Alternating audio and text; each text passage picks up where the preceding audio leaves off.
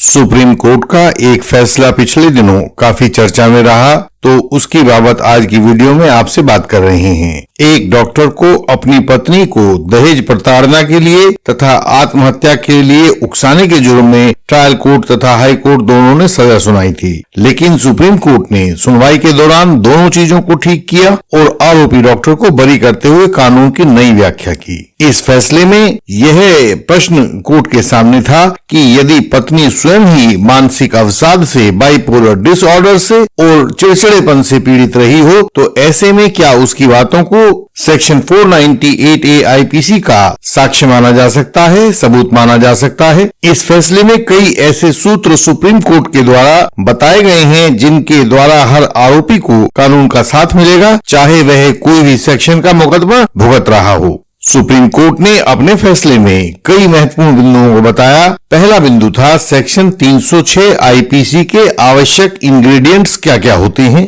दूसरा पॉइंट था section 306 IPC के लिए जिस मेंसरिया की आवश्यकता होती है वह मेंसरिया क्या होती है।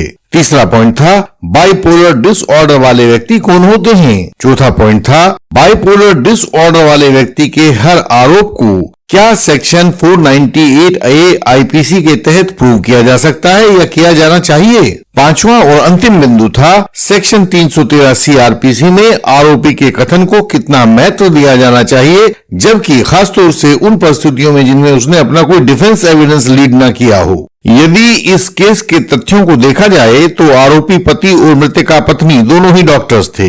दोनों का विवाह 8 सितंबर 2005 को हुआ था। बाद में एक बेटा भी इनको हुआ था। 5/11/2014 को आरोपी पति को सूचना मिली कि बाथरूम में पत्नी गिरी पड़ी है। वह घर आया, मृतका पत्नी को इलाज के लिए ले गया, लेकिन वह बच नहीं सकी। 3 सप्ताह के बाद मृतका पत्नी की माता ने आरोपी पति के खिलाफ शिकायत दे दी और उस पर सेक्शन 498A 306 आईपीसी का केस दर्ज हो गया। मृतका पत्नी के पति, सास और ससुर को आरोपी बना दिया गया। चार्जशीट दाखिल कर दी गई। ट्रायल हुआ और ट्रायल कोर्ट ने ससुर को बरी करके पति व सास को सजा कर दी। हाई कोर्ट में अपील की गई, अपील भी खारिज हो गई और मामला सुप्रीम कोर्ट के सामने जा पहुंचा। केस का नाम है Mariano Antobruno versus the inspector of police, criminal appeal number 1628 of 2022। Justice M.R. Shah और जस्टिस कृष्ण मुरारी की बेंच ने इसे 12 अक्टूबर 2022 को डिसाइड किया था। इंडियन लीगल सिस्टम से सहायता पाने के लिए इसका मेंबर होना जरूरी है। जब आप सामने लिखे व्हाट्सएप नंबर पर व्हाट्सएप मैसेज भेजते हो तो तत्काल ही आपको विधि लिखकर भेज दी जाती है, जिसके द्वारा आप हमारे मेंबर बन सकते हैं और हमारी सर्विसेज का लाभ लेते रह सकते हैं। इसलिए केवल व्हाट्सएप मैसेज के द्वारा ही संपर्क करें। सुप्रीम कोर्ट ने ताजा तरीन निर्णय Jeo Varghese versus state of Rajasthan 2021 SCC online 873 पर विचार किया, जहां सुप्रीम कोर्ट ने कहा था कि आईपीसी में कहीं भी सुसाइड शब्द को व्याख्यायित नहीं किया गया है, उसकी परिभाषा नहीं दी गई है, लेकिन इसे खुद को मारने के अर्थ में प्रयोग किया जाता है। सुई का मतलब है स्वयं को और साइडम का अर्थ है मारना, तो सुसाइड का अर्थ खुद को मारना हो जाएगा। सभी व्यूअर्स को यह भली से याद होगा कि कुछ दिन पहले ही हमने इस वाले केस की वीडियो आपके सामने प्रस्तुत की थी, जिसका लिंक नीचे डिस्क्रिप्शन में दिया गया है। आप उसमें जियो वर्गीज वाले केस को देख सकते हैं। सुप्रीम कोर्ट ने एक अन्य case M. Arjunan versus the state represented by inspector of police 2019 3 SCC 315 में सुप्रीम कोर्ट ने कहा था सेक्शन 306 आईपीसी का अपराध साबित करने के लिए कुछ कानूनी अनिवार्यताओं की जरूरत होगी, और ये वाली कानूनी अनिवार्यताएं होंगी। नंबर 1 अबेटमेंट यानी कि उकसाना। नंबर 2 आरोपी की यह मंशा यानी कि उसकी इंटेंशन कि मृतक को मरने के लिए सहायता देना, भड़काना, उकसाना आदि काम किया जाए ताकि वह मरने का रास्ता चुन ले। 306 आईपीसी के अपराध को साबित करने के लिए इन 2 तत्वों यानी कि कुछ किया जाए और वह करने की मंशा के साथ किया जाए, इन बातों को सेक्शन 306 आईपीसी का आरोप साबित करने के लिए सिद्ध करना होगा। इसमें सामान्य गाली गलौज की भाषा को शामिल नहीं किया जा सकता है। दोष सिद्ध करने के लिए यह साबित करना होगा कि आरोपित कार्य से आरोपी ने मृतक को मरने के लिए भड़काया था या सहायता दी थी या उकसाया था। इससे कम सबूत पर आरोपी को दोषी नहीं माना जा सकता है। तो सवाल होता है कि सेक्शन 306 आईपीसी के लिए जिस अनिवार्य मेंसरिया की आवश्यकता होती है वह मेंसरिया क्या होती है? मेंसरिया का अर्थ होता है आपराधिक मनस्थिति। यदि कोई व्यक्ति किसी अपराध को करना चाहता है तो अपराध को करने के लिए उसे मन में धारणा करना होगा कि यह अपराध करना है। यह मन की धारणा ही कि यह अपराध करना है, यही मेंसरिया कहलाती है। यह आरोपी के मन की वह स्थिति होती है जो अपराध करने के लिए उसे कृतसंकल्प करती है। यही सुप्रीम कोर्ट ने इस केस में कहा कि जब तक आरोपी की मेंसरिया साबित नहीं होगी तो वह दोषी साबित नहीं हो सकता है। यानी कि सेक्शन 306 आईपीसी में दोष साबित करने के लिए यह दिखाना होगा कि आरोपी यह करना चाहता था कि मृतक आत्महत्या कर ले और तब जाकर उसने मृतक को उकसाने, भड़काने या सहायता पहुंचाने का काम किया और मृतक ने आत्महत्या कर ली। अगला सवाल था, बाइपोलर डिसऑर्डर वाले व्यक्ति कौन होते हैं? सुप्रीम कोर्ट ने कहा कि ये ऐसे लोग होते हैं जिनमें मूड स्विंग्स होता है, यानी कि पल पल में गुस्सा होता है, पल पल में प्यार की हालत होती है। इन लोगों की मानसिक दशा सादे डिप्रेशन से लेकर मैनिया यानी खब्द तक की हालत जैसी हो जाती है। ये लोग हमेशा दुखी, आशाहीन, चिड़चिड़े रहते हैं और कुछ करने की ताकत इनमें नहीं बाकी बचती है। ये बातों पर ध्यान भी नहीं दे पाते हैं और उन बातों को याद भी नहीं रख पाते हैं। रोजाना के कामों को करने में इन्हें बहुत मुश्किल होती है।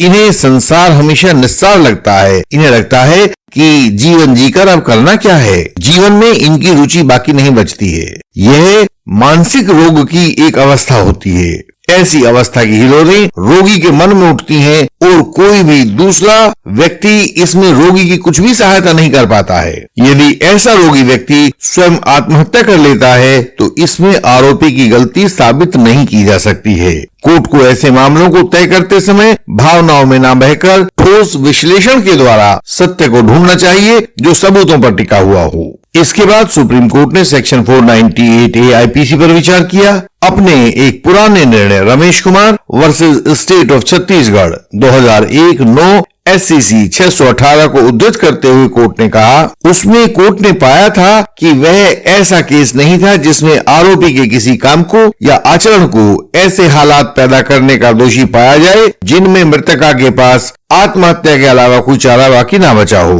कभी गुस्से में कही गई बात जिसे पूरा करने का आरोपी का कोई इरादा न हो तो उसे उकसाना या भड़काना नहीं कहा जा सकता है। ये सामान्य जीवन की खटपट बातें हैं जो चलती रहती हैं। इसका अर्थ यह नहीं होता है कि दूसरा व्यक्ति, सुनने वाला व्यक्ति उसे सुनकर आत्महत्या कर ही ले।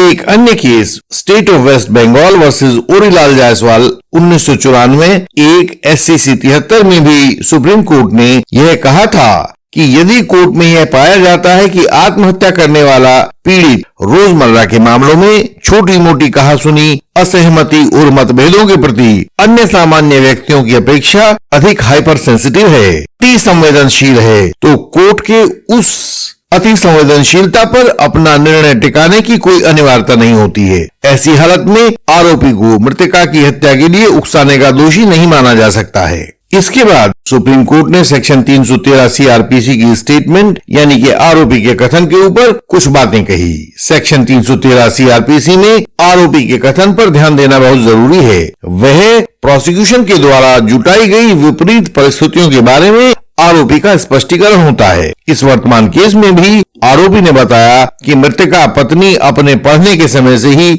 बाइपोलर डिसऑर्डर की शिकार रही है। बाइपोलर डिसऑर्डर माने पल में गुस्सा आ जाता है और पल में वह गुस्सा शांत हो जाता है, चिड़चिड़ापन होता है, दूसरे की बात को कहने सुनने की कोई सामर्थ्य बाकी नहीं बचती है। ऐसा बाइपोलर डिसऑर्डर होता है। पत्नी अनेक बार मरने की कोशिश पहले भी कर चुकी है और डॉक्टर्स ने उसका लंबा इलाज किया है। वे पर्चे तफ्तीश के दौरान पुलिस को भी दिए गए थे और उन्हें जांचा जा चुका है। आरोपी के सेक्शन 313 CRPC के कथन से कोर्ट को यह देखने में मदद मिलती है कि केस के दो छोर किन किन आधारों पर टिके हुए हैं और उनके बीच का संतुलन कहाँ स्थित है। इन सब परिस्थितियों का आकलन करने के बाद सुप्रीम कोर्ट ने आरोपी पति और सास को रिहा किया जाने का हुक्म दिया था। इस केस से हमें यह कानूनी सीख मिलती है कि सेक्शन 498A आईपीसी के मामलों में पत्नी के आरोपों को ब्रह्म वाक्य नहीं माना जा सकता है। यह देखना होगा कि कहीं स्वयं पत्नी ही तो हाइपर सेंसिटिव नहीं है, चिड़चिड़ी और सनकी तो नहीं है। ऐसे ही आत्महत्या के मामलों में भी यह देखना होगा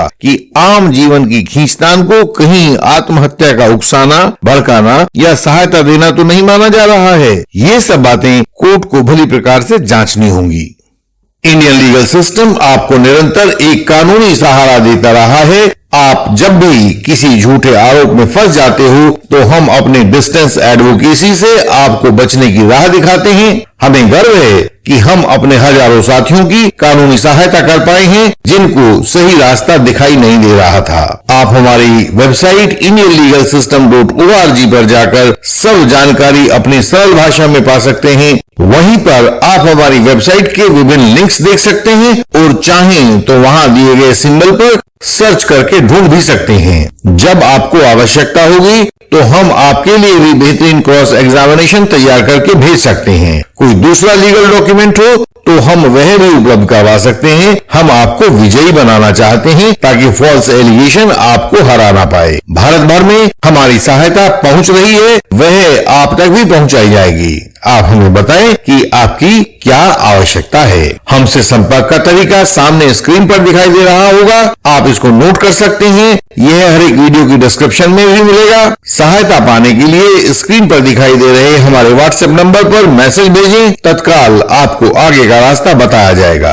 एक बार मेंबर बनने के बाद आप हमें हिंदी और इंग्लिश में अपना मटेरियल भेज सकते हैं, अन्य भाषा हो तो ट्रांसलेशन भेज सकते हैं। हम आपसे अगली वीडियोज में फिर मिलेंगे, तब तक के लिए प्रणाम।